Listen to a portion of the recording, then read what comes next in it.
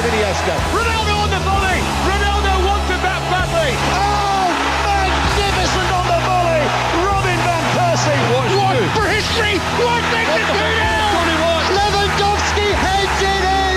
Hazard with the shot. What a goal that is. That is simply sensational from Chelsea. Wayne Rooney has headed Manchester United in front. Neymar shoots and scores. What a goal! What a stunning goal by Ibrahimovic! Fantastic chef, so impudent, so brilliant, magnificent Messi!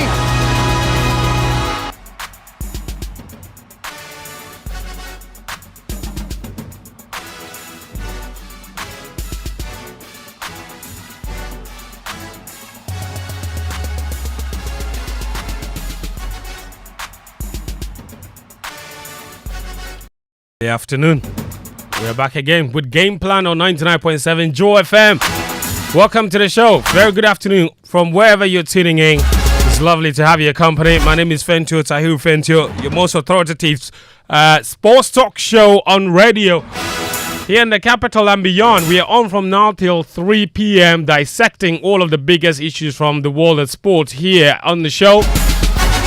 And this week, there's been quite a lot. The Black Stars are in town, of course, to play the last round of qualifiers for the Africa Cup of Nations. They have booked a place to Côte d'Ivoire next year, a 10th consecutive AFCON tournament for the Black Stars of Ghana. Well done to everybody. And they did that with a 2-1 win against the Central African Republic in Kumasi on Thursday night. That was yesterday. You watched the game, or you listened to commentary, or you read all of the commentary around the match. We're looking at what clues we can pick from that as well.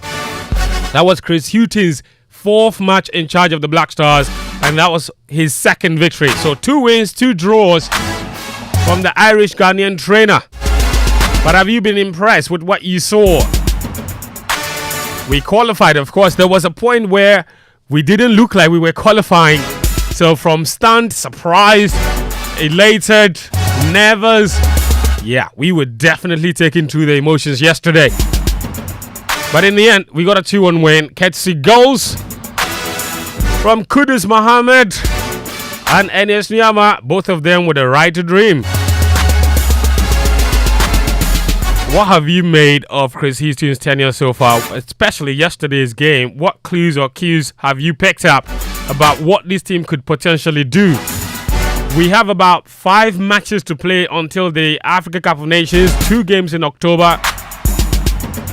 I think maybe 2 more in November, and then, of course, the one that is on Tuesday. So basically that's that. And maybe when we start preparing for the AFCON, we could get another game in there. Chris Hughton said he needs time. He needs a lot of time to build a team that we want to see. But what is lacking? Why are people not particularly impressed with the team's performance? What is the main issue in this team? Why are they not playing swagalicious football? They are basically grinding out results against very, very, well, some would say mediocre teams.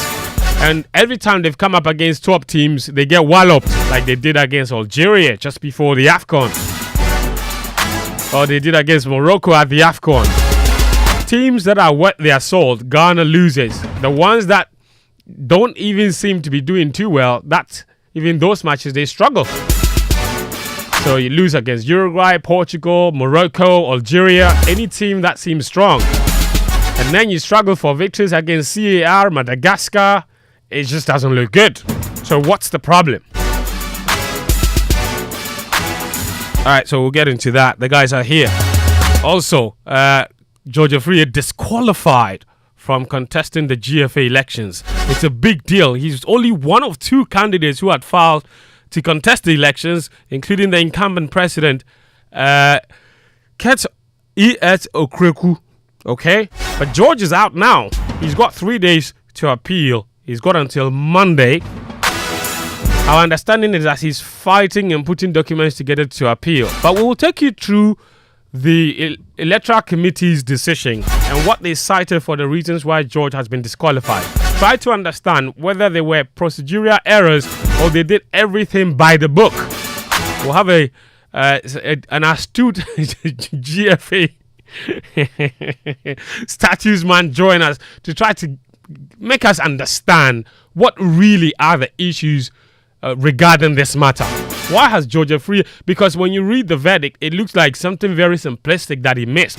But is it really that simple? All right, so basically those are the two issues we'll be looking at today. So we have a lot of time. Plus some phone calls at the end, I promise you.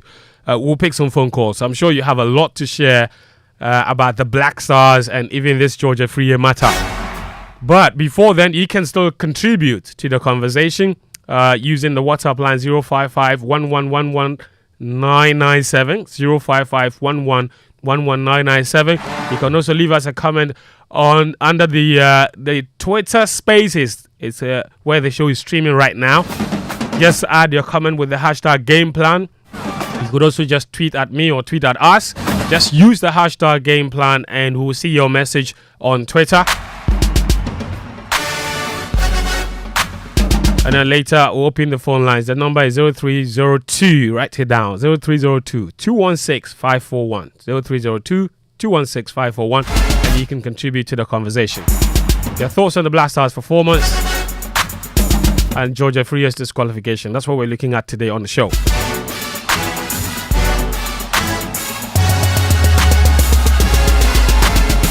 All right, Game Plan is live on Hits 103.9 FM as well as Joy 99.7 FM, and it's sponsored proudly by Petrosol, your clean fuel in full quantity. Petrosol, always a delightful experience.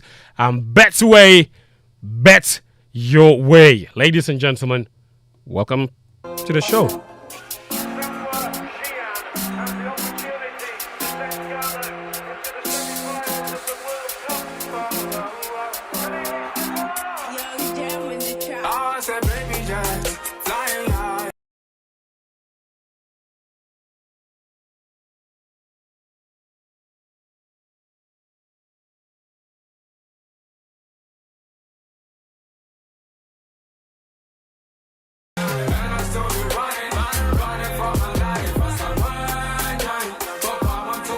Yeah, that's right. That's hitting with that Asamoah Gyan song. It's quite quite an inspirational song. I love it. I absolutely love it. Yeah. Gary L. Smith is here. Welcome to the show, Gary. Thank you. You good? Asamoah Gyan and who? Just Asamoah Gyan. It's not Gyan singing. It's Sahene who has sung a song about Asamoah Gyan. Oh, okay. Yeah. Okay. That's what it. Yeah. Yeah. Anyway, Daniel Koranteng is here as well. Daniel, welcome to the show. Muftawu Nabila Abdullah is also here. Muftawu, what's that mean? What does that mean, Charlie? This guy from Dudier. And Sichofe Philip Atsu is not on the show. This guy, yeah. Big congratulations to him. Yeah, man. Daniel, he deserves something.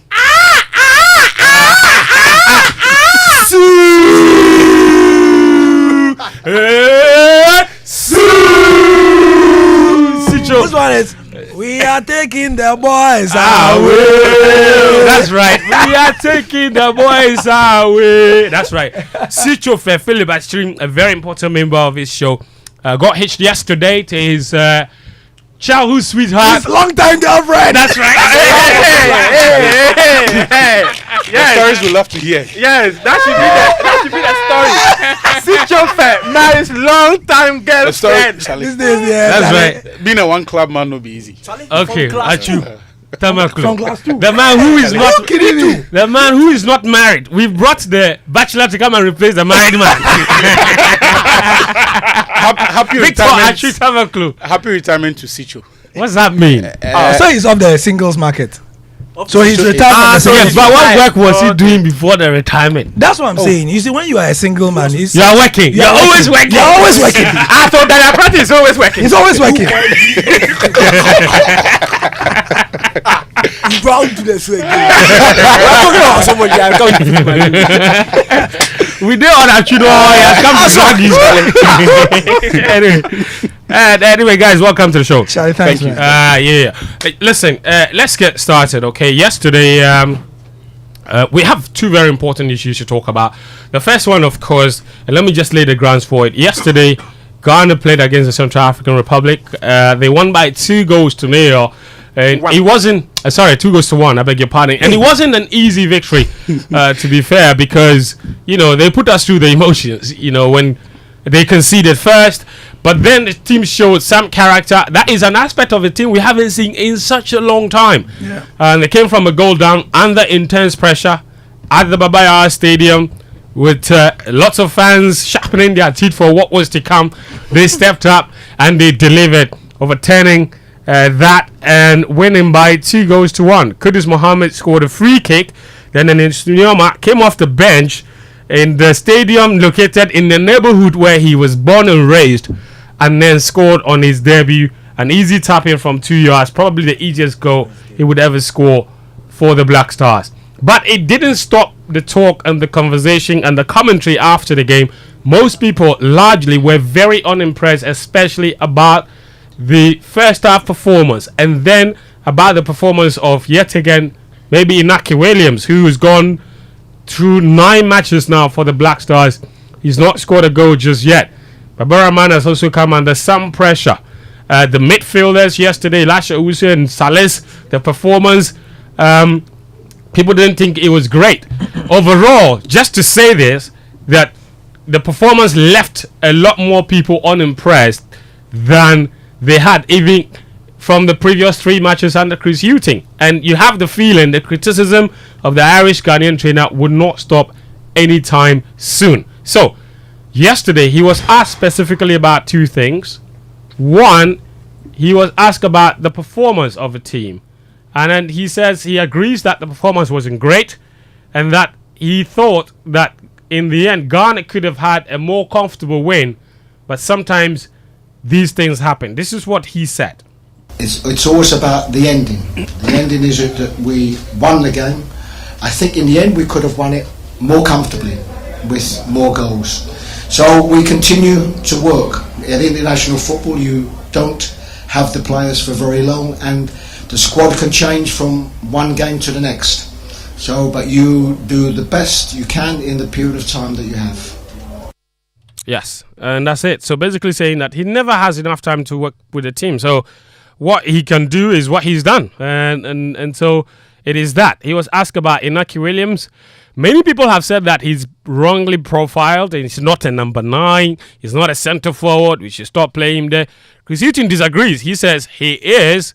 He has seen that he's played in other positions, but he says primarily the guy is a centre forward. He's a number 9. In other words, he would keep playing him there until he comes together for him. This is a player that plays in a top league, can play in the wide area, but predominantly Iñaki is a number 9. He's a centre forward. This is where he's played the large majority of his career. He's found it difficult to get the goals here, and sometimes it might take a very lucky goal for him to score that gets him off the mark, and things change. But with number 9s, it's not always about scoring goals. It's about what they're prepared to give the team. And yes, he's still waiting for that goal, and I'm quite sure at some stage it will come for him. All right, that's Chris Hughton. So then you have all the facts on the grounds now, guys. Gary, I'll let you have a first bite at this. We have qualified, of course. Congratulations to all of us for that. Exactly. The qualification in itself is a big deal. Central African Republic have never qualified for the AFCON. Yeah. We've done it 10 times in a row now. The last time we didn't qualify was 2004 in Tunisia. And we also kept that Baba Yara Stadium unbeaten record intact. The last time we lost a game, you have to go back to 2000 when we co-hosted the AFCON and lost to South Africa. No, Betty. Let's go. I don't think Daniel was born there. But yeah. Daniel, did you watch AFCON 2000? No, there's no need to lie. But don't say it. I'll see. Yeah. I mean, so yeah. Congrats to the team. Yeah, but Gary, I don't know your takeaways from this game. Well, the takeaway is that there's more room for improvement, and I'm happy that Chris Hughton, accepted that there's a ways to go. The interesting thing about what he said regarding the not having enough time. I mean, it's a feature of international football, and every coach deals with that problem most of the time. I say most of the time because we played against an opposition that typically does not have that problem, which is what has accounted for how well they have played these qualifiers. Yeah. They typically will get their team together about 2 weeks before. And some people would ask, how do they do that, considering that, most clubs in the world, or if you have a team with mostly European-based players, you can't get that happening. Is that, like you said in your commentary, for anybody who listened, some of the players are not what you call extremely active in their leagues, so they have And I've barely played together in the Black Stars, because Yeah. yesterday, even during my research, just to help the point you're making, Jordan Ayew has 91 appearances for the national team. Babaraman has 52. Between the two of them is 142 or 43. I think you mentioned that in Yeah, the commentary. 43 caps, 2 players. The rest of the entire squad put together have less than 100. Yeah. So it just feeds to what you're saying. There's no regular playing time for any of those players in the national team. Yes, whereas a team like Central African Republic have the opposite, and then actually camping the players is also a thing, because you can't get the Ghanaian players to be camping for 2 weeks. I mean, if you get them camping like that, they're going to be playing some delectable football. But that is why you are Ghana. That is why you are Chris Hughton. You come, get the job with the guarantee that you can do that sort of magic. Right. That is why you are Chris Hughton. So you can agree with him in certain respects, but then again, the caliber of players you are working with, where they play, the profiles of the leagues they play in, the expectation that they walk into the team, and because of how talented they are, the kind of football upbringing they have, they should be able to gel in about a few training sessions. And also the fact that Chris Hughton has been with the team for long enough is a key point. That He didn't just come in. Exactly. He had like 9 months to 1 year to watch the team and observe the team. And that was one of the key reasons. Let's not be dishonest. 1 month to 1 year, saying March last year. That's more than that's a month and 6 months. That's a year and about 4 months or 6 months. It's a lot of time. It's one key reason why those backing his appointment said he was okay for the job, because he had sort of been like a shadow Black Stars coach, quietly observing. We had been told that he had been key in making some of the input, in that time as well. So immediately he makes that point that you played in the queue. You agree to a certain extent, but largely you have key pointers and facts to counter these arguments. And really, some would say, and Danny was telling me, we were here yesterday, and he was telling me that, I mean, when you get somebody like Chris Hughton, you know his track record. You know what it says on the tin.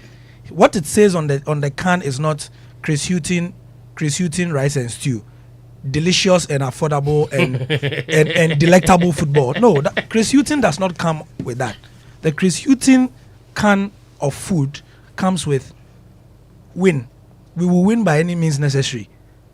That is what his style of football is. Danny was asking, boring still, but he was going to get you but he will get you the win. So we have to decide that this is what we have, and psych ourselves that this man is not going to give us the sexy football that a lot of us crave. However, if he goes to the AFCON, the first job he would have is to write off the poor bit of history that we made in the last AFCON, which is that he should get past the group stage.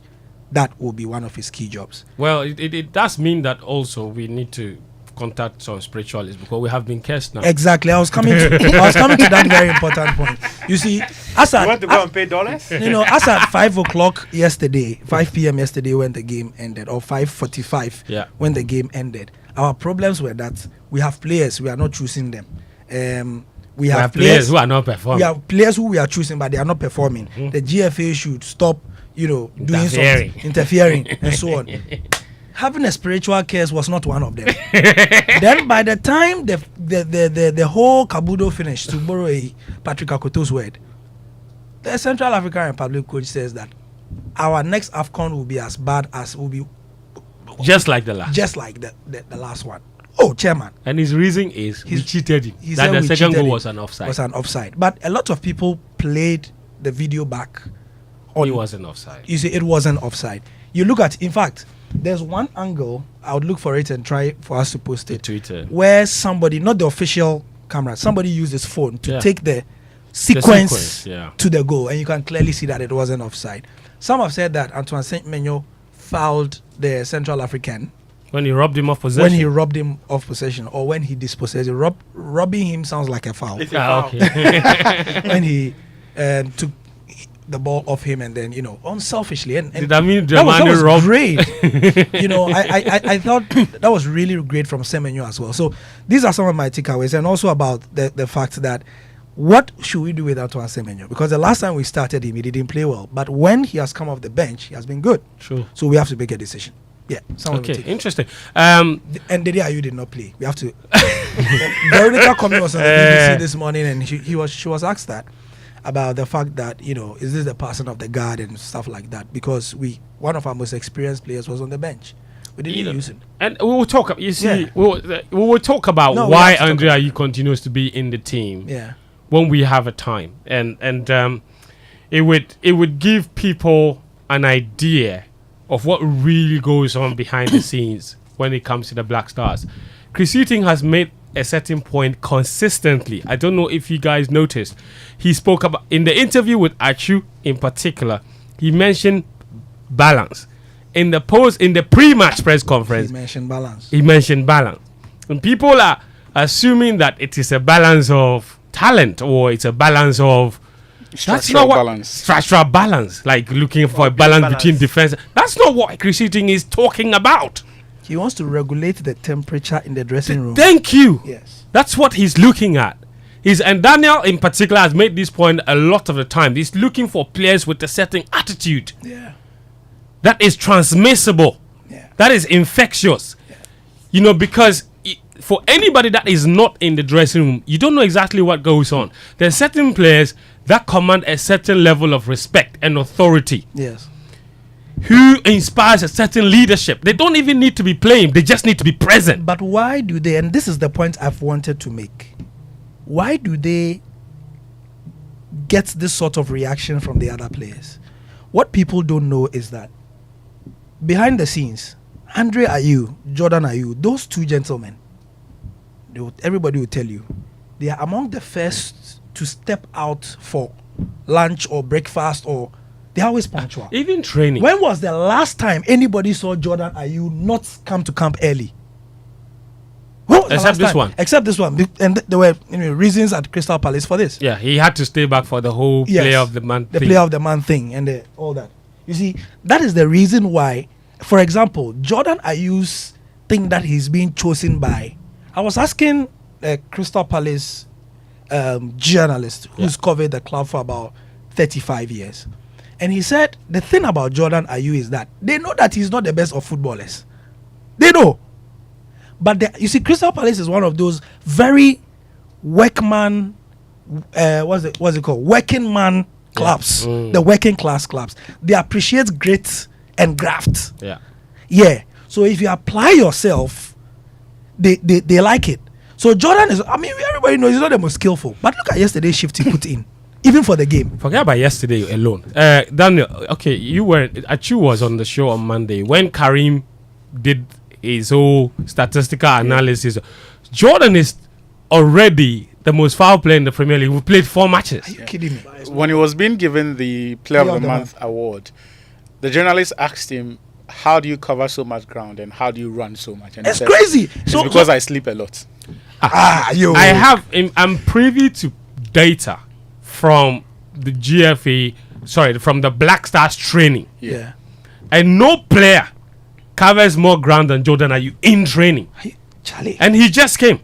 This particular one already. But you want the coach to look at him and put him on the bench. Thank you. Because he can't Actually, we won, and that's the most essential thing. Yeah. But one of the things that we have done in the past was, and Daniel is particularly guilty of this, is to see the signs and ignore them and say we've won. So forget about how we played. We have won, and then it's come back to bite us in the That's backside. a lie, but we'll get He likes to say, "Oh, we've won." That's the most important thing, which is true. But you also can't ignore the signs when they are there. it was the same in the build-up to the AFCON. We said, oh, we are winning, so forget about it. We struggled against Zimbabwe. We struggled against Ethiopia. Yeah. We said, oh, forget about it. We are winning. That's what's essential. We went to the AFCON. We saw what happened. When we met teams that were superior, we struggled. Yeah. Same thing happened when we went to the World Cup, the qualifier. We struggled against South Africa. They said we cheated them. And we said, oh, we won. So we didn't particularly play well. Yeah, exactly. What are from your point of view, what are the real issues with this team? First of all, why aren't we playing as well? Why are we struggling to get past supposedly average teams? And what do we need to work on primarily to get this team firing? Because at the moment, it looks like we are stuck in first gear. I'll say it's because we have a broken technical culture in the national team. That's heavy. That's heavy, man. And I would explain that. So go back to any of the Black Stars squads, not even the team sheets from perhaps 2020. Look at the profile of players that we call up. Then juxtapose that to the lineups on match days. Over time, for any period at all, it is hard, incredibly hard, to find any kind of consistent combinations on the team sheets. And on match days when the ball is kicked, it is difficult to find any kind of automatisms, any kind of choreographed, rehearsed or repeated patterns of play. There's nothing like that in the Black Stars. We haven't had that in what? God knows how long. If there's, and I throw a challenge to all of us, if there's anyone who remembers any distinct combinations, be it on the team sheet, any repeated names that you say that We in have defense, to go back to Avran Grant. that are significant to our play. Because it is not enough to say Bawaraman plays on the left, there's Alexander Jiku there. It has to have a certain impact on the team's play. I'm saying to you that those kind of combinations on paper and the automatisms and the rehearsed patterns of play are not existent. As to why 5 or 4 coaches have failed to be able to provide that, I have no idea, but it is unacceptable. And for me, that's the biggest worry. Yes. So it's not just one coach. I'll come to the other part of what we can explain, because unless we see the technical reports that they present as to what they attempt and then the end product of that before we can make any informed analysis. But from the little we see from outside, it is not good enough, because whatever they've tried in the last 3 or 4 years, it has not worked. Beyond that, if you come to and it's a problem that we have seen under Chris Hughton as well. If you take the 4 matches that we have played, it is difficult to find any consistent combinations in any of his call-ups and even the matches that we have played. It is difficult to... Yesterday, before the game, I was asking one of the guys at my office, so which are the combinations or the players that you think in the 3 matches that Chris Hughton has coached are the players that he trusts? And he was like, oh... the informed players. I said, no. You are talking to me about performances from elsewhere at their club level. So even under Chris Hughton, we are seeing that pattern repeat itself. I think you definitely trust Jordan. I said combinations. I mean, not one player in isolation. Combinations, yeah. Right.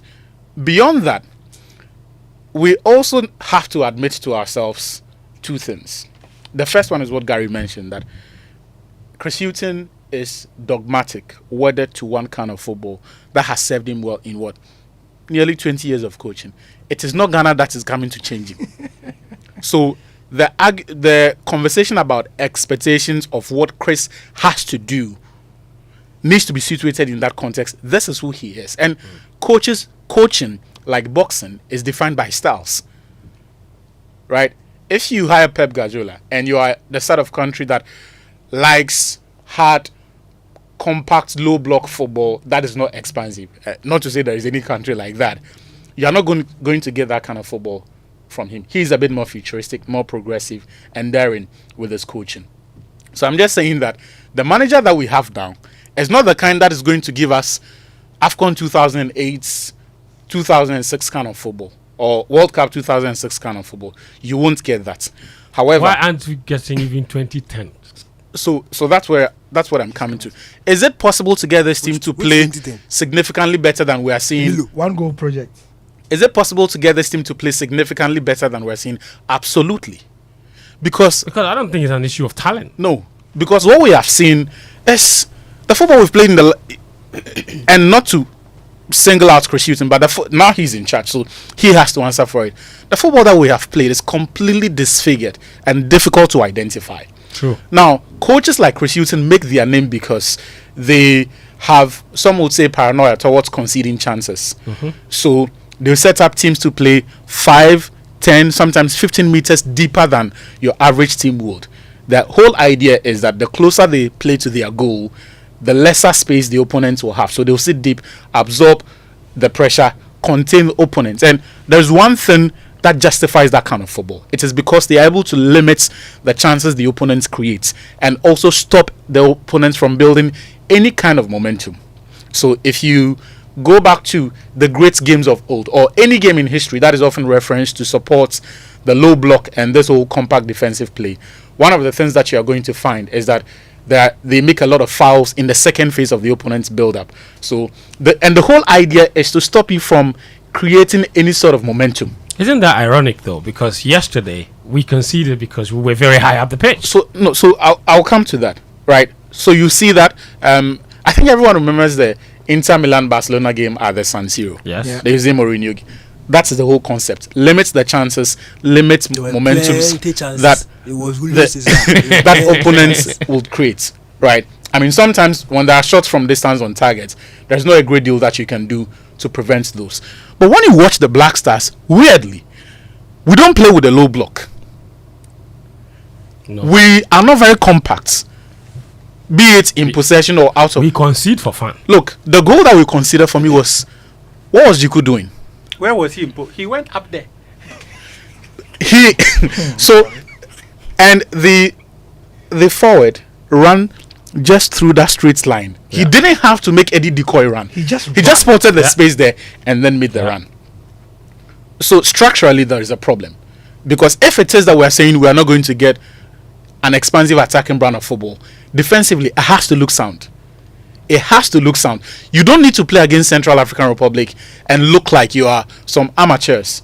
And excuse my language, that narrative of there are no minnows in Ghana in football now, it does not wash. No, it's not This true. is Central African Republic. No, it's They not are true. part-time footballers. Senegal get them, they give them 5.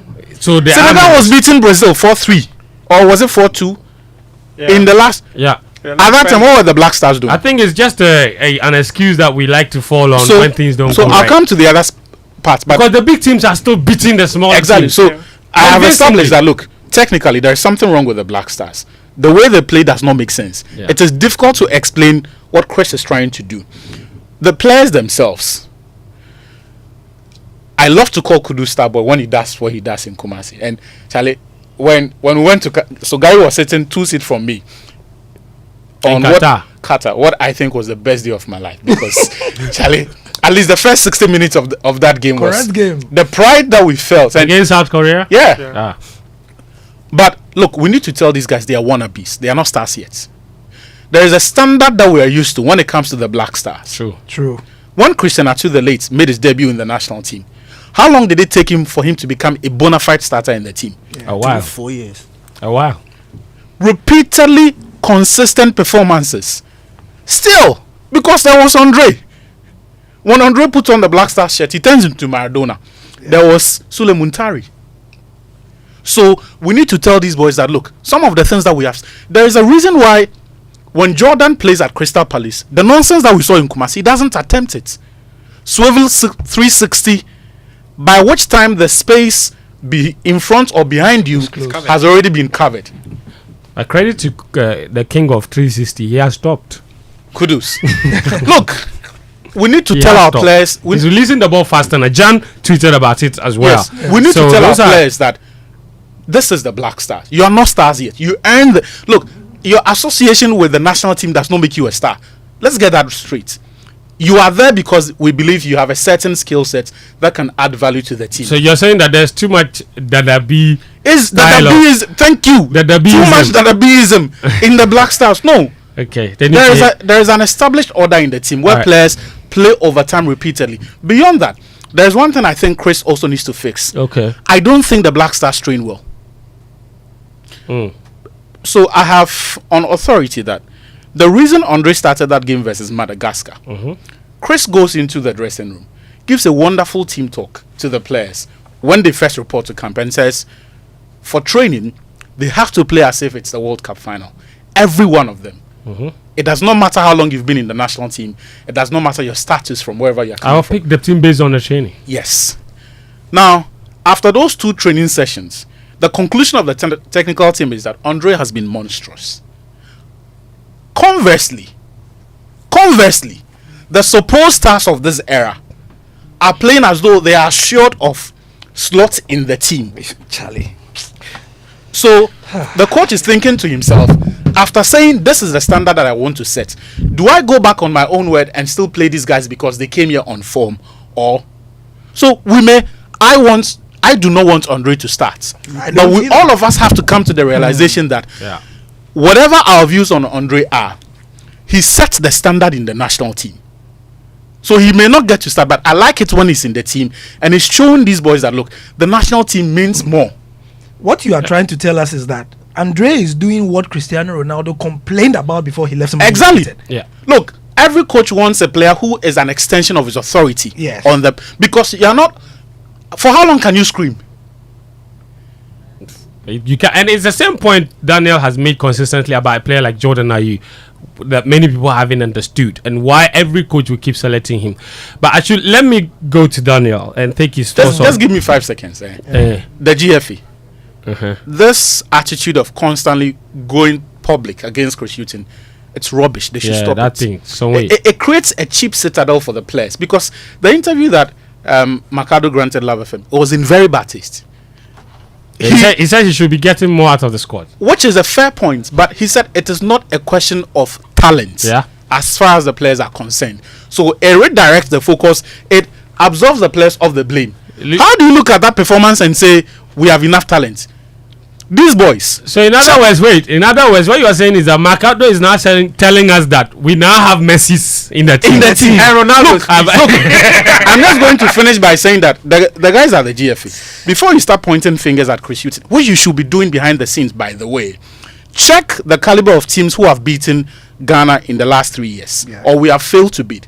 Comoros, Madagascar, Central African Republic, Ethiopia, Mali, Angola. We have changed coaches. We have changed management committees. It's about time someone tells these players that, look, they are wannabes. Wow. They no catch. Wow. Daniel, I want to take your thoughts on specific issues. First, the Inaki issue. Second, the midfield combination yesterday. It was... I mean, and to be fair, we were missing some key players. We have to admit that much. That, yeah. You know, Thomas Partey is a big deal. But also, Baba Rahman, yesterday, again... the vitriol that was sent his way after the match, That was embarrassing. and he was booed when he was being substituted. You know, I felt really bad. You know, and I had people tagging me on Twitter because I think 4 or 5 days ago I went to tweet a video of Baba Rahman bawling at Pauk, and now people said I'm the reason. Yeah, he said I'm the reason they called him. Because I went to tweet that Baba Rahman was doing well at Pauk, so they've called him. And yesterday, so speak to me about that. I like a goal scoring, and then what our best midfield choices are, and then the whole idea of picking on individual players. Because even Jordan Ayew was booed, I think, in the game against Nigeria. You know, so the Kumasi crowd is developing a certain reputation.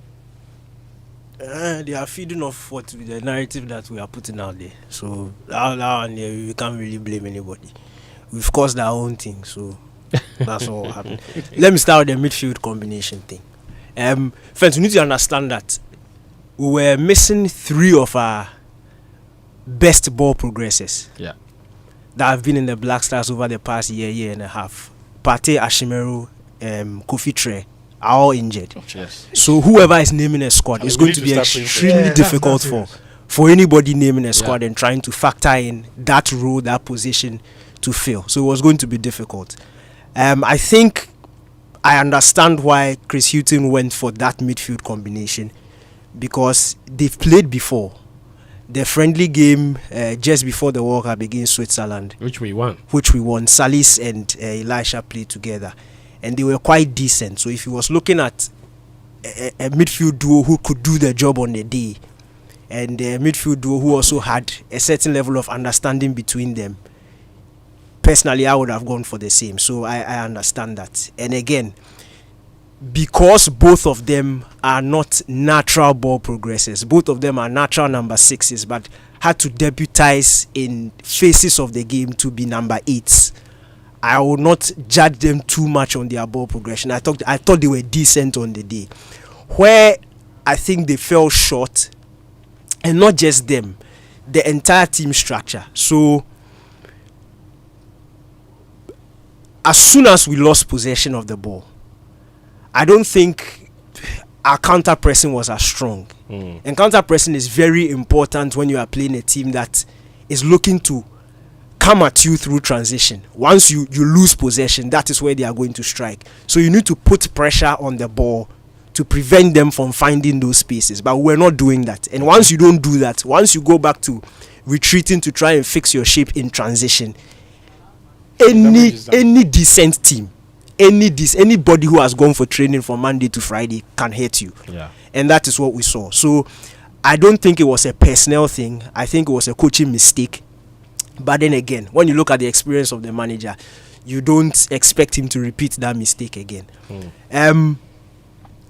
I'll have to talk for Chris Hughton, because I think we have this very funny culture in this country. Me, my lifestyle, I've not won trophy before, so I really wonder how the population right now is dominated with my generation. So we've not seen a trophy before. Yet you don't even know how it feels to win a trophy. Yeah. Yet when you are talking about a Black Stars coach, you are talking like you've won 10. You've not won anything before. So no, seriously, what you deserve is what you are getting. It's not that. Football is work. It's not magic. Modern day football, even players, selection of players, is based on system. It's not a collection of good players. If Pep Guardiola is picking a team, there was this argument I was having with somebody. I said if N'Golo Kante had spent his entire career in Barcelona, we wouldn't have seen half of the player he is. If Sergio Busquets has spent half of his career at Chelsea in England, we wouldn't have seen the kind of player that he is. So the system also brings the best out of you, and these systems train the sort of players that they want to churn out. So where we are now, okay, our entire structure is broken. If we had a functioning, and I always repeat this thing, if we had a functioning grassroots system, if we had a very clear-cut idea of how we wanted our players to be, aka DNA, and then we groom them, and then a head coach comes in, he will know that if he selects player A, B, C, D, they already understand what it means to play Ghana style. So when you bring them together, it's not now you are trying to teach them, but what we have is a collection of different players from different who have taken their football education from different parts of the world. Yeah. So if you are going to go down that route, then patience has to be the key. Is it only Ghana that every coach has shan? No, I don't get it. When Kosi Apia can say shan, Avram Grant can say shan, Sike Asan, Milo Asan, Chris Hughton to Asan, but the players they are good. I don't get it. So there's an elephant in the room there. No, seriously. Sometimes we need to be patient. Senegal is dead. You are using Senegal as an example. Like this man, Aliou Cisse. When they hired him the following season, he was winning. He got kicked out of a quarter final. The people were saying they should sack him, but the FA had a plan. They looked at the signs. They said, "Relax, calm down. It is a long-term process. Eventually, they will come good." Quarter final for Senegal, and that time there was no round of 16 in AFCON. It was 2017. No, it means first round after group stages. Straight from group stages, they were kicked out against a Cameroon team, if you remember, who had a chunk of their players boycotting the tournament. 2017. They were kicked out. They didn't sack him. He qualified for a World Cup. They went out group stages. They wanted him sacked again. They didn't sack him. 2019 AFCON final, they didn't sack him. 2021 they've won an AFCON. Now they are World Cup round of 16. You are using Aliou Cisse as an example. That is patience. Relax. You have a very good head coach who has tons of experience, but you can't even use the last year with the Black Stars as a measuring rod for him. Do you know why? modern day football, the entire backroom staff must share the same football principles. A serious team doesn't go and select head coach from here and select assistant from here. They come because Chris Hughton's style and his understanding of football is very different from Otuado. The points that you just said, when Roberto Mancini was leaving the Italian job, and everybody said it was because of money, he said maybe, but in which federation does the FA boss pick the assistant from here and then goes to choose the instructor? The exact same thing he complained about. Italy find it strange. But Daniel, you're preaching patience now. But we are in the exact same situation. But the head coach came from a different place. The assistant came from a different place. No, you see, that is our system. That's, you see, yes, fine. That is granted. That is how we do our things. It doesn't mean it's right. But when you are lucky and you have somebody with the experience of Chris Hughton at the helm, you give him the patience. You allow him to work. You allow him to make the mistakes. First 4 games are competitive games. Do you really want Chris Hughton to be doing trial and error in 4 competitive games? To be testing players who are on form in Sweden, and he should bring and come and play because the person is on form? He can't have that luxury. He doesn't have that luxury. 2 of those first 4 competitive games were against Madagascar. Does it matter? Yes, it does. It does not matter. Yes, it does. Those are the teams who were. And for me, that's it. I think it's another issue. We need to listen. We need. My opinion is this, Daniel. I think that we need to demand more from ourselves, from the players, from the coaches. You cannot tell me that not beating Madagascar or not beating CAR is okay. It is not okay. Because see, there are. Listen, Angola. You see, we finished the group stages. No, we finished the qualification and it is important to demand more. Yes, but for me, that's what I'm saying. I'm saying that the opposition does matter. No, you see, don't get me wrong. I'm not saying nobody should criticize.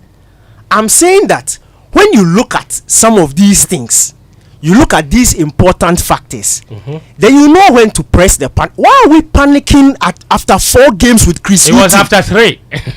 Why are we panicking? It was after 3. Now 4. The 4 one hasn't come yet. we have been better with Otuado. He needs to sit up. Yeah. Seriously, let's calm down and quickly. That's a fair point. Look. About the individual players and the criticism and the calling out.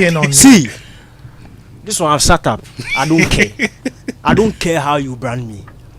When what you are about to say, be careful. You should be careful. Who am I afraid of? Look, when you allow politics, and political games to shape your narrative, then you come and see that sense.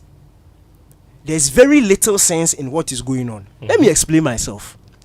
First, they said Chris Hughton was the government man, and the GFA didn't want him because they can't influence him. His first call-up, Andrea Ayew is on the bench for the 2 games. They say, hey, Chris Hughton can't be influenced. Chris Hughton is a man of his own. He can't be okay. Then Andre starts the next game, and now it is Chris Hughton. He was injured.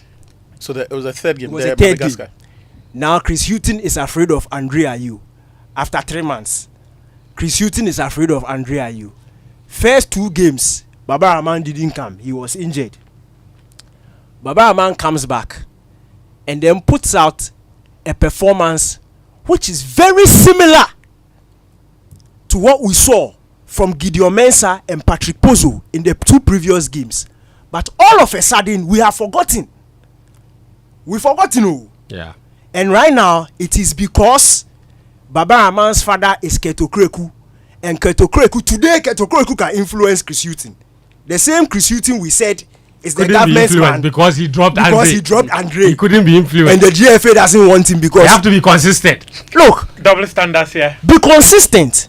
And when you are consistent, you find out that some decisions are strictly based on football. To be fair, Baba Rahman's selection for this particular game was more than justified. If you look at the player he's competing with, Gideon Mensah, he's only played 2 games. He's been injured. And Baba Rahman has been in Greece. He's playing in the Greek top league. Hold on, he's playing in the Greece top league. In the Greek top league. Gideon Mensah is playing in the French second division. Yeah. Which of those two competitions would you say is probably more competitive? See, beyond even the two, our national team, we need to come to the realization that we are poor when it comes to left backs. That's why we keep shuttling between the two. Because if we had any decent left back, they would have that position on lock, just as Alidu has come to do at the right back. You see, that's a funny thing about the extent that having a we want to prejudice play and Van watching Sabe. a game. If you even watch Baba Rahman's game yesterday, if you watch the game yesterday, the only flaw that you can use to the only He had an okay game. I'll be honest. was the crosses. Yeah. He attempted 4 crosses. He had 0 success rate. Alidu attempted 2. He had 0. In fact, let me interest you. There was no successful cross that Ghana had in the game. True. Jordan attempted 5. He had 0. There was 2 from Kudus, 0. And when you go back to the general success rate of the crossing in football, the success rate of crossing is 2%. It is a very difficult skill to perfect, to execute. So if you are going to use that and say on basis of that Baba had a bad game, it is quite unfair, and we need to stop that thing. How can Baba Rahman be trending number 1 before he has even kicked the ball? Yeah. Before he's kicked the ball, we already say he's bad. So why is it when he gives a bad pass, why isn't that bad pass going to shape the entire judgment of his game? Why? Indeed, and it's also and now Fentuo too is catching fire because But you see, while what Danny says is true, yeah. I think we also have to admit that a lot of this is because of residual anger. Yeah, I was coming to that to counterbalance the point. Because he Baba has had a lot of opportunities in the last decade. Yes, and a lot. Baba was a guaranteed starter in the Black Stars when he was playing for Chelsea's reserves. Made a return to the Black Stars. We have to admit that kind of thing upset people. Yeah, he was a guaranteed starter when he was playing Chelsea's reserves. Yeah. It upset people, and so for a long time, people felt like this guy isn't it. So when he actually starts playing well, the bus has moved. And the justification at the time, if I remember correctly from CK, was that he got injured playing for the national team, so he has to play. We need to help him. That's a fair point. This is Game Plan on 99.7 Joy FM, 103.9 Hits FM, brought to you by Petrosol Betway. What we would do right now is take a really, really short break. When I come back, your messages are welcome. 055 1111997 055 1111997. I will read a lot of your messages when I come back, and then we will switch the conversation onto something else extremely important. That's why I've reserved Muftawu for in the second half. And when you come back, I'll talk the Black Stars. Why are you the host of the show? I'll go talk about first. 055 1111997. I'll read messages when I come back. Also, the messages that have come through on Twitter with the hashtag Game Plan, I will read them as well. So keep them coming here on the show. We'll be right back. Go for gold and bet risk-free on the new season with Betway. Use the golden booking code found on the Betway site to bet on selected match week and get 100% back as a free bet on any losses. You always get more with Betway. Regulated by the Gaming Commission of Ghana. No under 18. Terms and conditions apply. Betway. Get way more.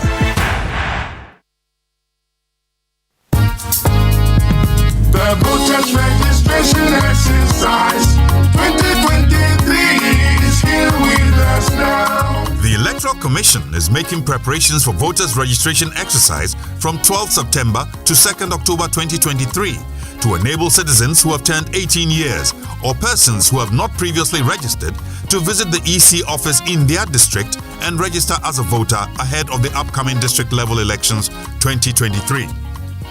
The registration exercise is in line with the Commission's mandate to compile the register of voters and revise it at such periods as may be determined by law. Every eligible Ghanaian should visit the EC office in their district and present their Ghana card or passport for inclusion in the voters register. Applicants who do not have a Ghana card or passport are required to bring 2 persons who are already registered voters to guarantee their registration. Do not register again if you have lost your voter ID card. Replacement of voter ID cards will start from 3rd October 2023 after the registration exercise. Transfer of votes will also be done from 3rd October to 9th October 2023. It is a criminal offense for a guarantor to guarantee for more than 10 people, non-Ghanaians and persons who are not 18 years of age. Guarantors who violate this provision will be prosecuted. The voters' registration exercise is part of efforts to ensure credible, transparent and peaceful elections in Ghana. Register to vote. Your vote is your power. The voters registration exercise 2023 is here with us now.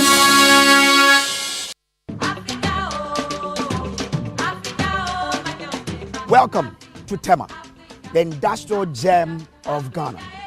Attention all dreamers, investors and home seekers. Joy 99.7 FM. For the next clinic of the EcoBank Joy News Habitat Fair. Imagine waking up to stunning waterfront views, basking in the warmth sun and embracing the comfort of a home perfectly tailored to your needs.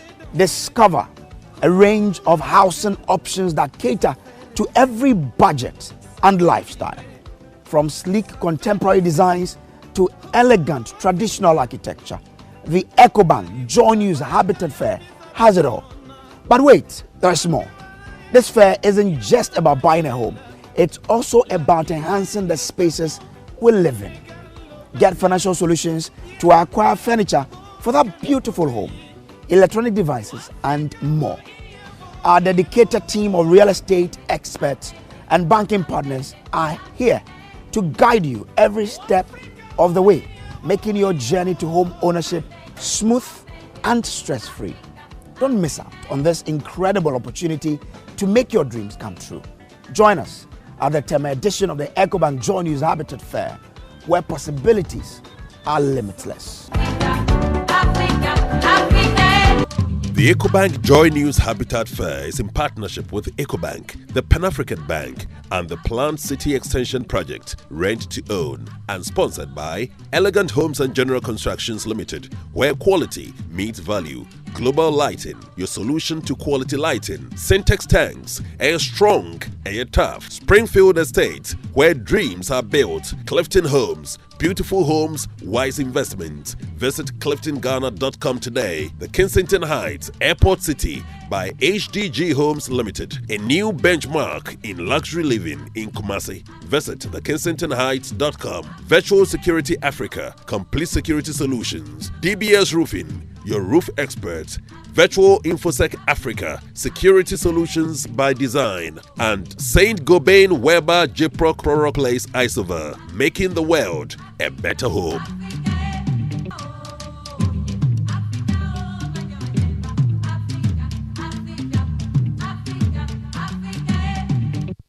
Joy 99.7 FM.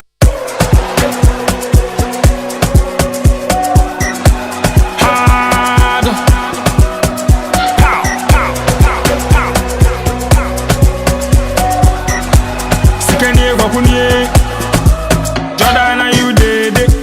Boys, are you ready? Spot the back, amate. Control the back, Tariq Lamte.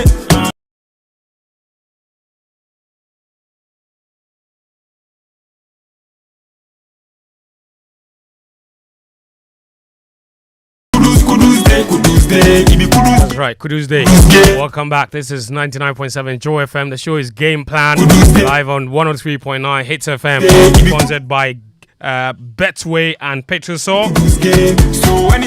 My name is Fentuo, Tahiru Fentuo, your host. Petrosol are asking, telling you every drop matters just as every penny counts. Did you know good quality fuel enhances your vehicle performance and reduces maintenance costs? Take no risk. In times like this, all you need is value for your money. Look no further, drive to the next Petrosol fuel station. Yes, Petrosol, your go-to station for accurate quantity of high quality fuel. Be a happy customer, filled with smiles, drive more miles and save more money. Petrosol, your clean fuel in full quantity. Petrosol, always a delightful experience.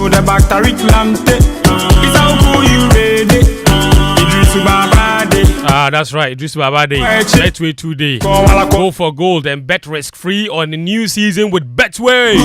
Use the golden booking code found on the Betway site to bet on selected match weeks and get 100% back as a free bet on any losses.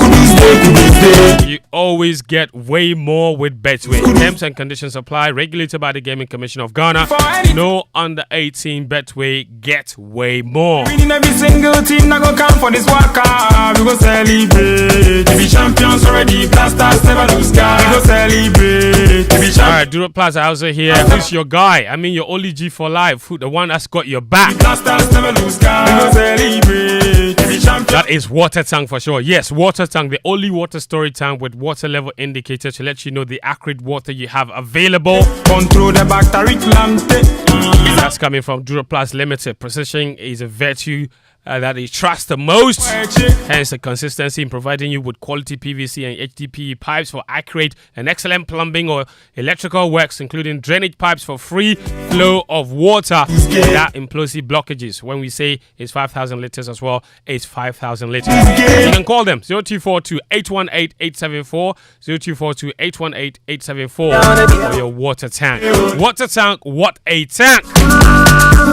Remember, where Duro Plus goes, water flows as well.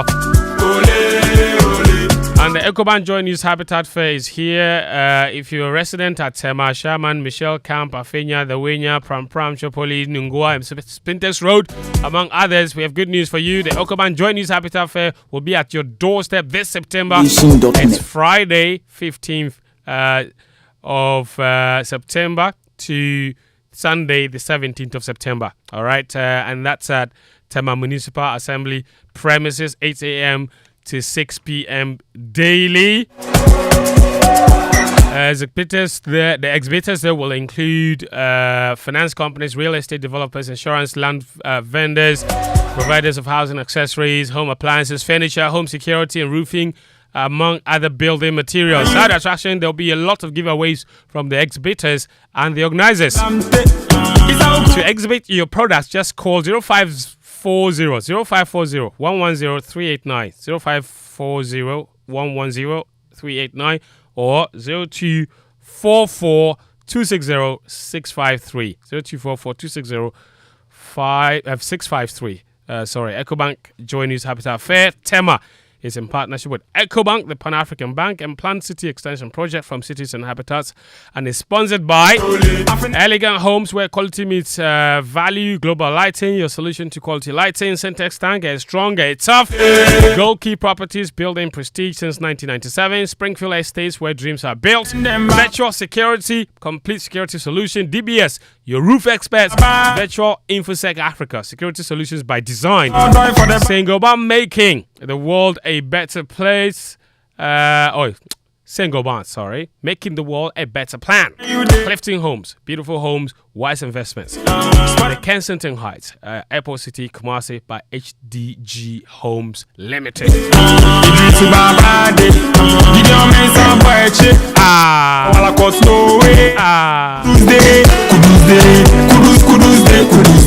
right. I like your song, man. You did very well on that LPM, man. Yeah. The free flow of water. Considering you just came from Kumasi. You did very, very well. My friend, stop misbehaving. Stop misbehaving. Was it you I was telling you that? There was one day I was telling you to say it like 5 times and Charlie's away. All right, guys. Let me read some messages before we switch to our next topic. Fent, Charlie, he says, all right, here. Before you guys start the show, see, you guys for come talk the truth. Don't cover up anyone or anything about the Black Stars game. Then I'm sure you'll be disappointed.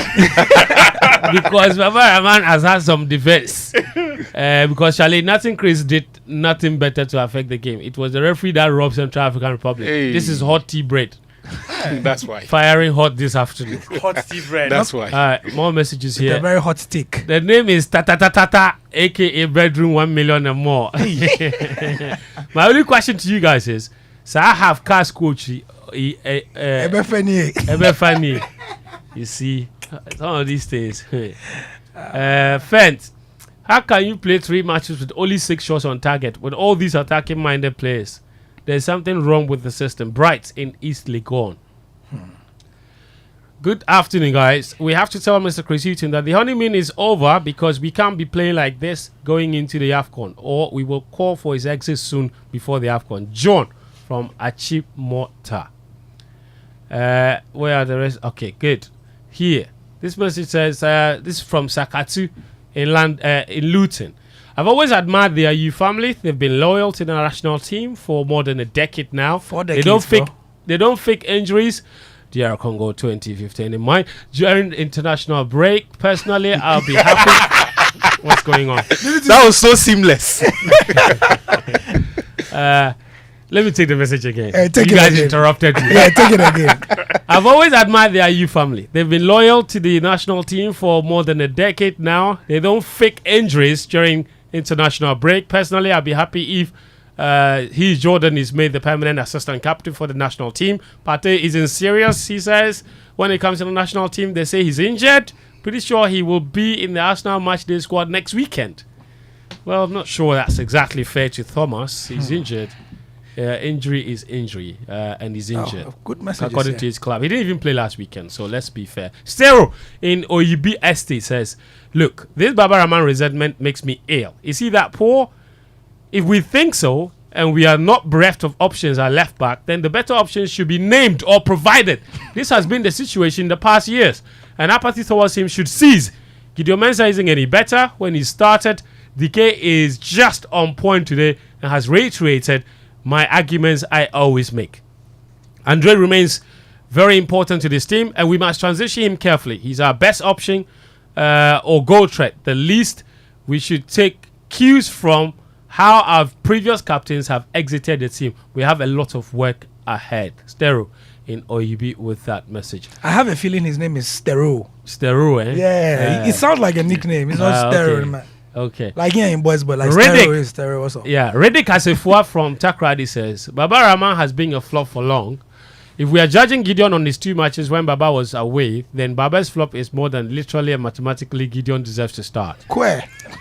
And another thing we should know is Osman Bukari and Semenyo are super subs. When opponents are tired, they can be brought in, but starting a match is too hard for them. I've been thinking that, I said that. Riddick. That, I don't know, we should decide what we want to do with you have said that. With Semenyo, yeah. So, Kwesi Appiah did decide that against USA. It didn't go well.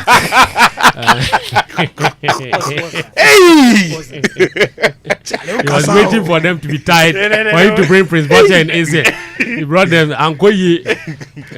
So we have examples of waiting for the opponent to be tired before. Look, at that press conference yes, in Brazil, you were there. I said there was a German journalist sitting next to me. Couldn't believe it. And he was holding the translation device. He removed the translation device and said, Did Kwesi Appiah say that? Interesting. This is a message from I think Joyce Bedua. Okay, and he says, all right, let me get her message. All right, good afternoon, guys. Please, can I have? Oh wait, where is it? Oh, she wants a contact number. Okay, no problem. Or am I not at the bottom of her message? All right, cool. That's it. Yeah. We'll try and send it back to you. Here are more messages. I think Baba Rahman had a good game. This message says from Ajiman Joseph in Community 9, Tama aka Ajungo the man. He says, hi guys, for me, I'm still not impressed with the way our stars are playing under Coach Chris Hutton. How many games does he want to play before getting his tactics right? I was expecting to see a better and more improved game as compared to that of Otuado. Bringing back Baba Rahman even tells us that he is moving us backwards. What kind of tactics is he playing, Ajiman, with that question? This message says, good afternoon, game plan. It says, if Ghana had not qualified... Okay. No, his message is down there. Yeah, okay, good. It says, if Ghana had... Hey, keep sending me stuff. All right.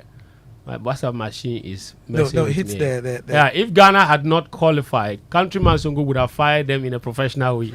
Tomorrow on Fire for he said, and he sends a picture of Countryman Songo. Hello, fan. Greetings to you and Gary. He said, greetings to Gary. Please ask Atsu his impressions of Gideon Mensah when he came on. Also, why is Transfer Your Board not getting any minutes or game time? That's Kelly Ozil in Accra with that question? That's another curious case, isn't it? Yeah. Please. Because he's supposed to be like a goal threat. A goal threat. Another option, really. Yeah. Danny K from Lakeside sent a message, and he says, "Please, Danny K, our generation has seen the trophy before. Please, the under 20 gave us a very good cup in their way." And he says, he continues to say that the Stars give me the Man United vibes all over again. Salis in the shape of Bruno complaining and giving back passes the whole time. Elisha in the shape of Casemiro being left alone to do whatever he was doing there. Jordan in the shape of Mount running all over the place and not a single set piece made sense. I could go on and on and on. This message has no conclusion because there is no light at the end of the tunnel. Boss! I love that. I love that. That's interesting. Let me take a couple more. Correct guy. Okay. All right, cool. I'm scrolling too far down. All right. Okay. Yes. All right, no problem. This one says, Leonard from Jamestown. He sent in this message. He says, I think Baba Rahman had a good game. He wasn't bad on the day. And moreover, he's playing consistently at club level. Thank you, Leonard. And one more here, I believe. Yet Ghana has a brilliant left back called Latif Issa playing for Klaksvika. Hi. Itrotafelak at Faroe Island. I think we should have a look at him. He's very, very good. I think I know who this is. So this person or people related or with knowledge on this Latif guy have been tagging me consistently in videos of this Latif guy. Latif. And there's another player in, I think, Burundi who people have been tagging me. It is a left back. No, he's not a left back. He's a striker. Gary, and then there's another. It means that you have a certain influence in the selection. And there's another. What is the other explanation? And there's another. And there's another. And now he has been forced to remember all of them. So I see them, but somebody tagged me this weekend at the end of league matches in Rwanda and said the person has scored, I don't remember, 7 in 5 games or something like that. You know, so they tagged me back. Charlie. And you say Latif Issa plays for which club? Gary, I'll give you $100. So this one, to be fair, when I see it, you skip. It's like Nebuchadnezzar. This one is a Wi-Fi password. The club is called Klaksvika Itrotafelak. No, it sounds like a malaria drug. No, thank you. We have to ask AI. We have to ask AI how he got the spelling of that name. Whoever sent this message, he has it copied on his phone and he pastes it all the time. He doesn't write it himself. So this one they will put it to you because so AI, I put it to you that you copied it. Klaksvika Itrotafelak at Faroe Island. Rahim Ayutu plays in Gibraltar. Rahim, he too is a left back. There's an option there. Or right back. But if we bring Rahim Ayu, people will say that the Ayu family think the Blasters is for them. His team even played. His team is something imps. I didn't know Rahim was still playing. No, he's still playing. No, he plays for a team called something imps. They won the Gibraltar League. That's it. But the team name has imp in it. Imps. IMP. Yes. Anybody who watched Game of Thrones knows what an imp is. You know, we need to check the average height of the players. Yeah. Anyway, let me take. I don't want to ignore the guys on Twitter. Let me take a couple of messages. But today's comments have been, very civil, very, very wide selection, in thoughts, and it's good. I like that. Again, plan listeners, listen. So people are making good contributions. This is what we like. We're trying to see how we can, because the guys listen. Okay, I met and bonus will be any they're always, and you see, they're always and watching. Daniel has an experience from when he went to Nigeria. The boys all watch the shows. They listen to the shows all the time. I'm telling you. I met Fentuo Isahaku at the airport when I was my brother. Please, let's thank God on my behalf. Why? Like by now today we'll be having a distinct edition. What a shock! What a shock edition of Game. My brother, we're going to Kumasi. One Kumasi that is supposed to be 30-40 minutes maximum. You spent around 3 hours. You go, and I was on the flight with Fentuo Isahaku. We get to Kumasi. The pilot is trying to land. He's going down. The wheels are out. He's going down. Then he realizes that Charlie Onwushe got back out. Then we roam around Fiji like that in the sky. Like 20 minutes. He came back, tried to land. wheels out. He's going down on Hushe. Because he might as well be landing on somebody's roof. You can't see that. You can't see the runway because it's cloudy. Then he goes back out. And then he says he's taking us back to Kumasi. Back to Accra. We came to Accra. We sat there for 1 hour. Then we went back before we were able to land. But my point being, when I was going, I met Isaku on the at the airport. You know, he late replacement for Joseph Pin. So he was on the same flight as me. You know, so when I saw him, he started smiling at me even before I approached him. So I walked straight to him, and then I said, "Oh, are you on this flight going to Kumasi? You're going to join the team?" He said, "Yeah." And I said, "Oh, nice to meet you. My name is." I watch you all the time. You know, and it's the same because Daniel went to Nigeria for the return leg of the World Cup qualifier. That was the first time you met Kudus. Yeah, so I was taking a video of the player's arrival. I didn't even see him. So yes. My camera was on Jiku. And then he came from the side and he said, "Oh, I watch your analysis. Oh, you do well, pa." Oh, then we took a selfie. I said, "Okay, you should come. You should come." So that is Kudus, Danny Koranteng and a fan. Yes. He approached me. But you know I'm a big man. Of course. Come here. So, and that's why sometimes it's also when we speak about the players, it's really like it's a very touchy area. It's a very touchy subject. You know. Because when we criticize them small, no, they will come and unfollow us. They'll come and follow you on Twitter. Oh, me, I've had experience plenty. I've had experience plenty. How the boys unfollowed me. One of the guys told me this morning. I met them this morning, and he said, one of the more experienced players. He said, my assessment of the Black Stars has changed in the last 10 years. And I said, "Oh, how so?" He said, "Less volatile." No, he says the words I use I'm just giving an improvement. More considerate. I'm more considerate and less caustic. That's right. Yeah. No, he's absolutely right. Yeah. Because 10 years ago, it comes with the growth. Growth and maturity. Yes. No, and understanding. Understanding the back issues. Human aspect of it. Of it. You know, you can criticize, but when you say, Charlie, some things, some way, like, and a good example is what Daniel said. When Baba Rahman starts getting abused even before the game started. You know what I don't understand. No, this one I'll talk. You are sitting there, no. You are a physician assistant. What's you at your job, no, you son. But when you release line up, then you can't talk. Then you are insulting. That's not a human being. No, there's one thing the day, you know the day I gave up on, like, I just knew that some people are just unnecessarily targeted. I think was it? No, you said this before.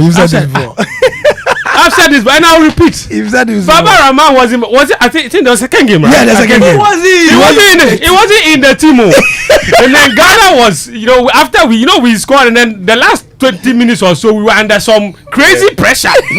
Somebody wasn't watching he's gone to tweet. Hey, Baba Rahman, they sound on autopilot. He wasn't in the match. No. He said, when you know a Blasters players, Baba Rahman.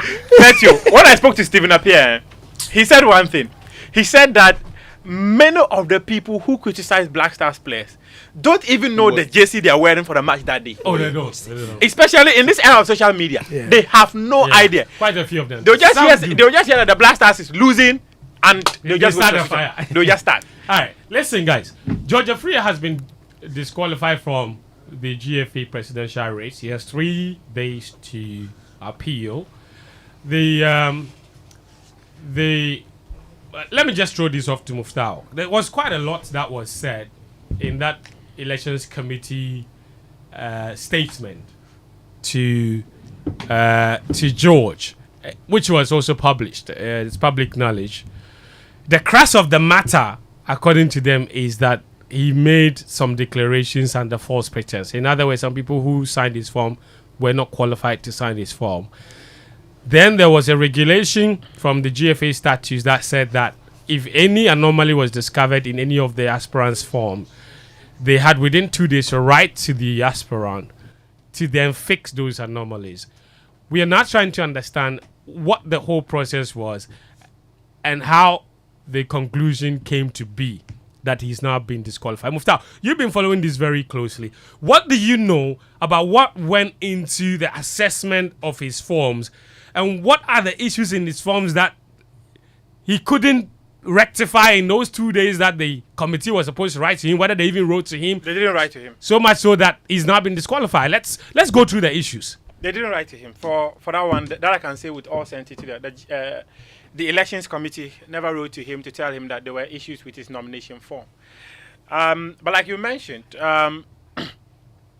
when he went to the vetting and appeared before the committee, and there were also some petitions that were filed against him. One of them was about a text message he sent to Kwesi Nyantakyi many years ago, and it was one of the crimes that was used against him as well. But I think the crux of everything is that Warriors, Victory Warriors FC, a club that belongs to Leslie Kuku Bartels, and he's the sole owner, shareholder of the club, and then his wife is the secretary of the club. Jeffrey Asare signed on behalf of the club and indicated that he was the director of the club, and the elections committee realized that I know the GFA they've got the directors of every single club before them, so they realized that Jeffrey Asare is not the director of the club. They checked at the register of companies. They realized that it is just Kuku Bartels and the wife whose names are there. So they reached out to Kuku Bartels to ask him whether Jeffrey Asare is the director of his club and whether he was a signatory to the club. Okay. And he told them no, Jeffrey Asare is not a signatory. They asked Jeffrey Asare as well. He also said he's not a signatory of the club. If you read the statutes of the FA, especially Article 13J2, which was pointed out by the GFA, it says that you should be authorized signatory of the company. The clubs, as we speak, are companies. Are registered They companies. are registered companies. At the Register General. At the Register General. So if you're not an authorized signatory of the company, you cannot endorse the form of a candidate who wants to become a GFA president. Okay. So they realized that Jeffrey Asare indicating that he was a director of the club was falsehood. And that was also one of the things that was used against him. But one thing that I was able to pick behind the scenes was the fact that, yes, Kuku Bartels was very much aware that his club was going to endorse George Freye, and it was used to endorse him. But I think the required thing that they should have done was to maybe also communicate to the FA that I am not in town, but I want my club to endorse George Freye as a presidential candidate for the GFA elections. What I picked up was the fact that, yes, there was a letter to that effect that said that they were backing George Freye to contest the GFA elections. Many people, some people had said that they got 8 endorsements for the GFA presidential position, but unfortunately, some of them reached out to the FA and said they never endorsed George Freye. One of them one of them is Tachiman City. Tachiman City said that they never endorsed George Freye to go for the GFA. Who signed for him and who is saying they didn't? Well, one is it Akwesi Menu? Ameya Menu. Yeah, he said that they didn't endorse George Freye to contest for the position of president of the Ghana Football Association. George Freye feels that he's done nothing wrong, because I spoke to him just a few days ago, and some of these things, in fact, I asked him on record whether he heard the rumors that they were going to disqualify him. And in fact, these rumors actually even started before he appeared before the vetting committee. They started like 3 weeks ago. Yeah, that he was going to be disqualified. I asked him if he heard. He was like, yeah, he's heard it. But if there was anything like that in relation to his endorsement form, they would have reached out to him. But he never got anything like that from the GFA elections committee telling him that they found some anomalies in nomination forms. So at that point, he felt that he's gone through, because if there was anything, within 2 days, the elections they were committee supposed to write to have him. written to him and tell him that we found A, B, C. Do you want to change? And the other interesting thing is that I had conversation with some lawyers, and they were like, you cannot actually use his subscribers to disqualify him, because what usually happens is that you would have to call him and tell him that we found ABC. Do you want to make changes to it or not? And then if he's unable to make the changes, then you can now use it against him. In fact, in 2019, when Amanda Clinton was struggling to get the required number of endorsements, the normalization committee gave her a window to go and make sure she was able to get everything, which was granted to her. So they say that the elections committee should have given Judge Afriyie that room to do it. They didn't give it to him. And that's not just discretionary; it's mandated. It is mandatory, yes, because it is. But it's open to interpretation. Is you it? See? So I'll read to you. You read it. You read it. It's Article 8, which talks about submission and examination. He's holding it. Read it. No, not the regulation. So I also spoke to a sports lawyer, and I sought his understanding of that regulation. Provision. He says, if you interpret that to mean, quote, that you haven't provided all the documents, as in that you've left some out, then the elections committee will be right, because it would mean that the provision speaks to omission or failure to provide documents as opposed to the documents not meeting the requirements. There is not providing it, and then there is providing a document that does not meet the requirements. Okay. If you do not provide it, there is a recall. So, Mr. Afriyie, you didn't bring this. Can you bring it? Okay. So that will be consistent with why the normalization committee asked Amanda to go and bring it. That is different from providing something that does not meet the requirements. So in other words, providing false information. Exactly. And so it goes on to say, as opposed to the documents not meeting the requirements of the process or it being forged or falsified or incomplete. And here's the thing. My understanding of this, beyond what we're being told, there is a difference between the documents, so personal identification matters. There's a difference between that category and then a statutory declaration. And that is a matter of breaking the law. That is a matter of false pretense. You cannot simply wish it away. Yes. Because it's like you are submitting documents. You are pretending to be someone you are not. No, you are submitting documents like at an embassy. Kind of, At an embassy. They ask you, are you sure? Go through the documents again. If you submit and you make any mistakes, you cannot change again. Yes. And then they ask you to sign an undertaking that But even so and so and so and so. Yeah. Exactly. But even more to the point, this is a matter of someone by conduct breaking the law.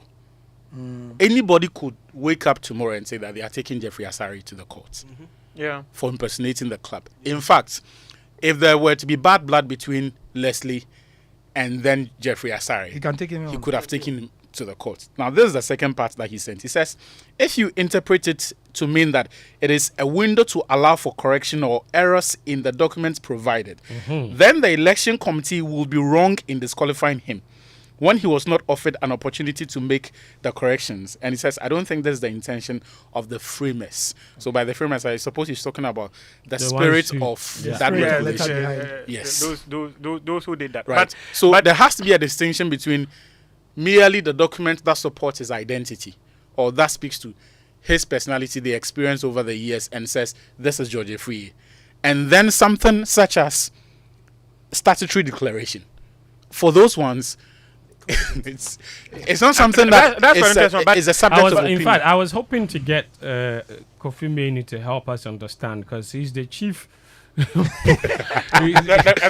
is nobody who knows the GFA statutes more than me. But I have a friend lawyer who also said that in company law, if someone has held themselves to be an official of an entity and they've conducted business in that capacity in the past, then they would be qualified to continue to be referred to as an official of that company, and their signatory to documents would be valid. So what I think should have happened. There's difference here. The statute of the FA says you must be registered at the registrar of companies as a signatory of the company. I saw a letter. Was it just me? No, but which was purporting to the letter coming from the club. The letter is indicating the change of it was true. Yes. However, it was after the fact. George Afriyie's vetting was on the 21st. Yes. The letter was sent on the 22nd. The following That was after they probably noticed. Yes. Yes. That Jeffrey wasn't. Yes. More to the point, the letter was sent after Leslie himself had realized the mistake in admitting to the committee that Jeffrey is not a signatory.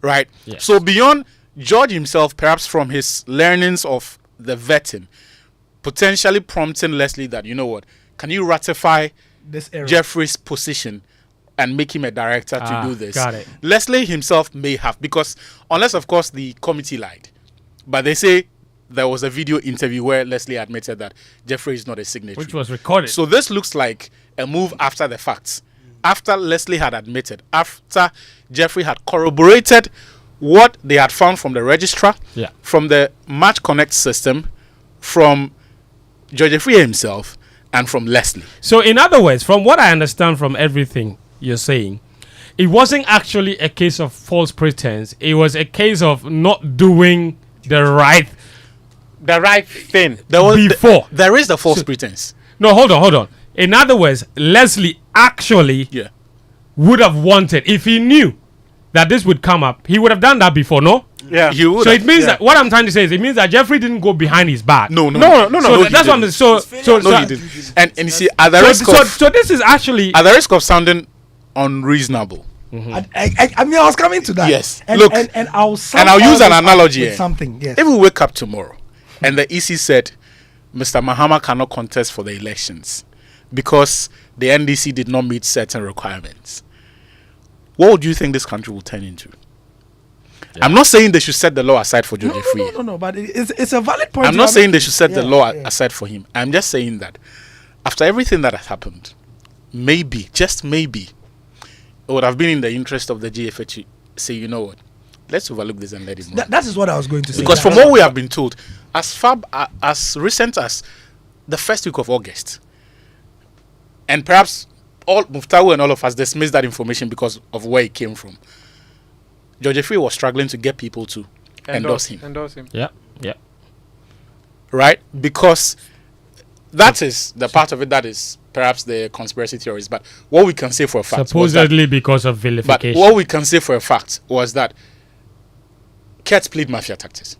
Sure. He started his campaign early, got a lot of the clubs to endorse him. The endorsement started in April. Yes. And for fear of victimization, majority of these clubs endorsed him. So by the time they open the campaign, and that is where I feel George cannot play victim.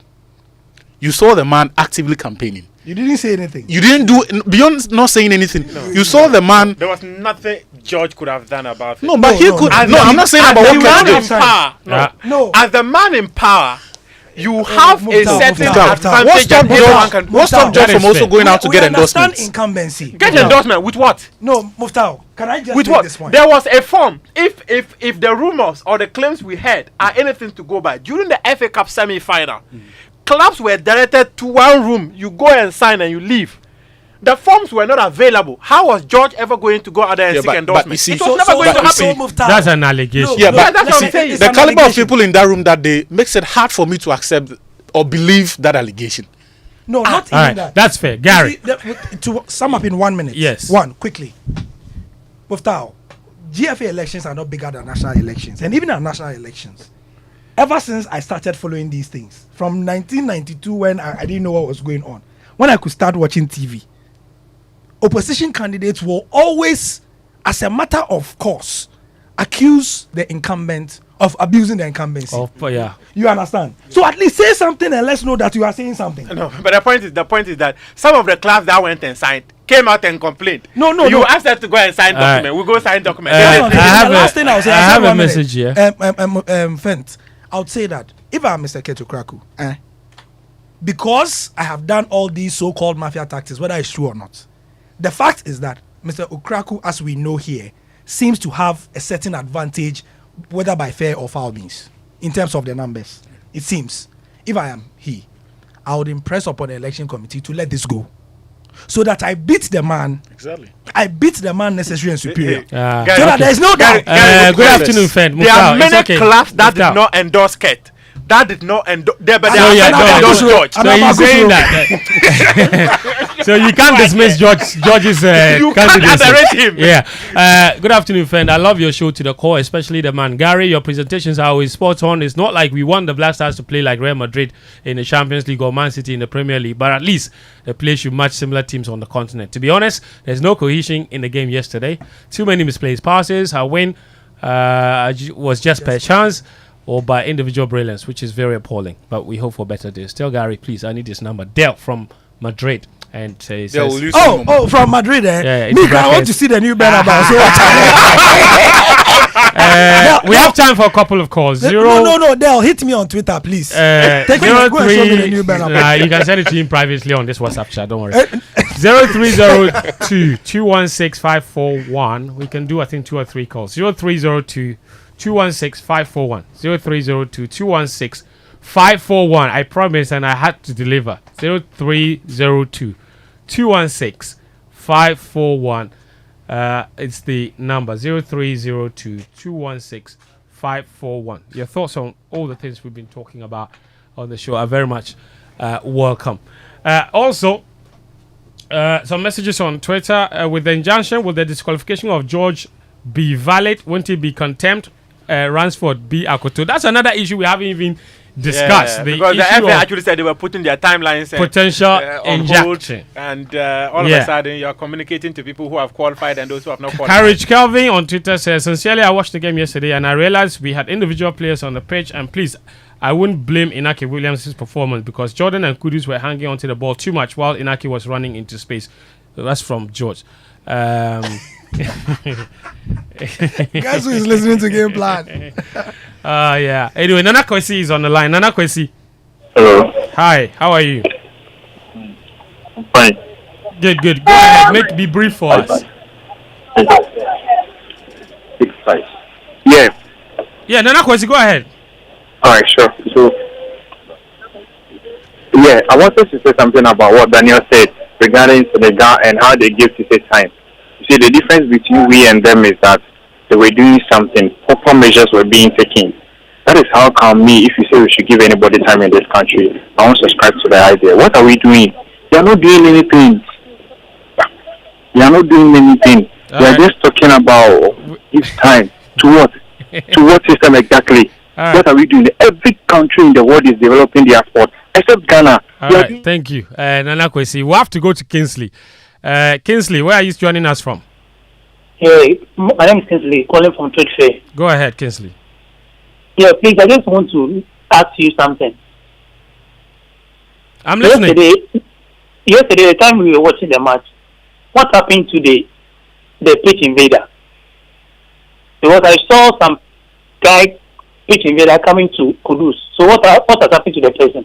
Yeah, so I think the guy was taking to the police station like they always do. I haven't followed up on it, to be honest. We will do and let you know. But what I know for sure is that the GFA will be fined another couple of dollars. They always get fined. And it's a very important point because it's becoming an issue. And the GFA, I'm sure, Mr. Okreku is listening. How much have you guys spent on pitch invaders so far since you came? Because against...